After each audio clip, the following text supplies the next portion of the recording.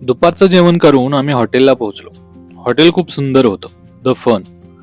हॉटेलच्या रूम एकदम मस्त होत्या. थोडा वेळ आराम केला आणि संध्याकाळच्या डिनरसाठी रेस्टॉरंटला पोहोचलो. हॉटेलचं रेस्टॉरंट एकदम हायजेनिक होतं आणि संध्याकाळच्या जेवणासाठी व्हेज तसेच नॉनव्हेजचे असंख्य मेनू होते. सध्या तरी मी व्हेज असल्यामुळे पनीरवर ताव मारला आणि भाऊ तर उभा राहूनच जेवत होता.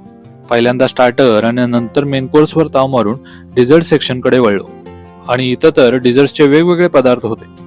कोणते घ्यायचे या कन्फ्युजन मध्ये सगळ्याच डिश मधील थोडं थोडं ट्राय केलं आणि जेवण एवढं झालं होतं की शतपावली करणं गरजेचं झालं.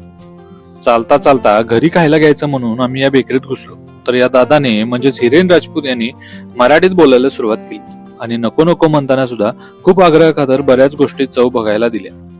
त्यानंतर रूमला येऊन मस्त आराम केला, कारण दुसऱ्या दिवशी सकाळी आम्हाला कंपनी व्हिजिट करायला निघायचं होतं. दुसऱ्या दिवशी सकाळी आवरून आम्ही ब्रेकफास्टला पोहोचलो. ब्रेकफास्ट साठी सुद्धा खूप व्हरायटी होत्या. मस्त ताव मारला आणि आम्ही पोहोचलो पॉलीकॅबला. कंपनीच्या पॉलिसीजमुळे आतमध्ये कॅमेरा अलाउड नव्हता.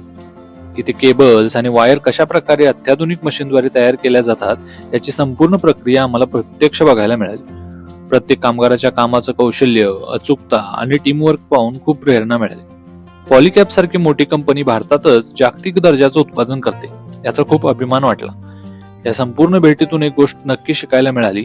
यशस्वी कंपनी बनण्यासाठी केवळ उत्पादन नाही तर गुणवत्ता, माणसं आणि मूल्य महत्वाचे असतात. संध्याकाळी जेवण उरकून आराम केला आणि दुसऱ्या दिवशी आम्ही अहमदाबाद एअरपोर्टला निघालो, कारण आमची रिटर्नची फ्लाईट तिथून होती.